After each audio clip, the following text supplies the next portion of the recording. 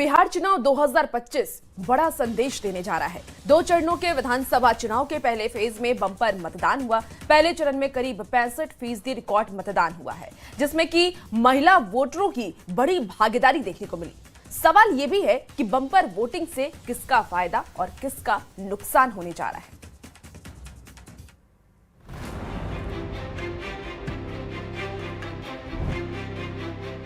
बिहार में पहले चरण में 18 जिलों की 121 सीटों पर जिस तरह से बम्पर वोटिंग हुई, उससे कई समीकरण बन और बिगड़ सकते हैं। वोटरों का उत्साह सुबह से ही देखा गया। वोटिंग ज्यादा होने पर पिछले 2 दशक से यही दिख रहा है कि सरकार को ज्यादा फायदा हुआ है।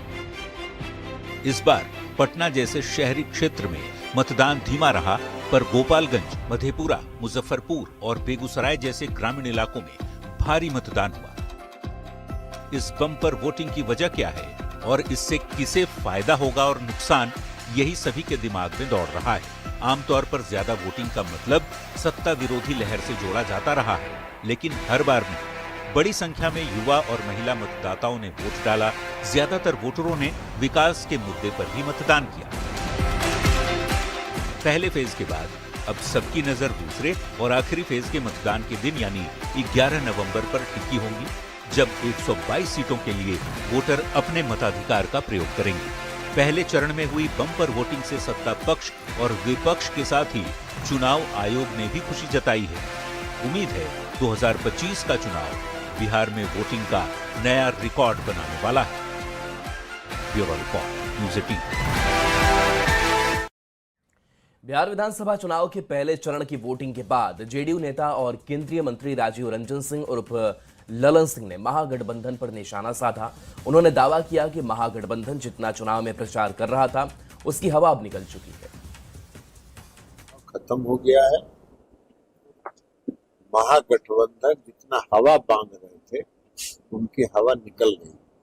प्रथम चरण के चुनाव 5-10 सीट मिलेगा कि नहीं मिलेगा 120 में, ये भी उनको अंदाज नहीं, पता चल जाएगा 14 तारीख।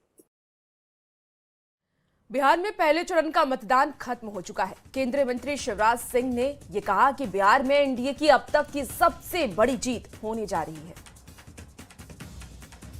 कृषि मंत्री शिवराज सिंह चौहान यहाँ हमारे साथ हैं। सर, आप लगातार बिहार घूम रहे हैं, कृषि प्रधान राज्य है ये, लोगों के बीच आपको क्या संदेश मिल रहा है? और आज मैं ये उद्घोषित कर रहा हूँ कि अब तक की सबसे बड़ी विजय एनडीए की बिहार में होने वाली है। एनडीए, मोदी जी, नीतीश कुमार, और ये हम नहीं कह रहे, अब जमाना कह रहा है, जनता तो कह ही रही है, लेकिन अब तो राहुल बाबा भी स्वीकार कर रहे हैं कि हम जीतने नहीं वाले।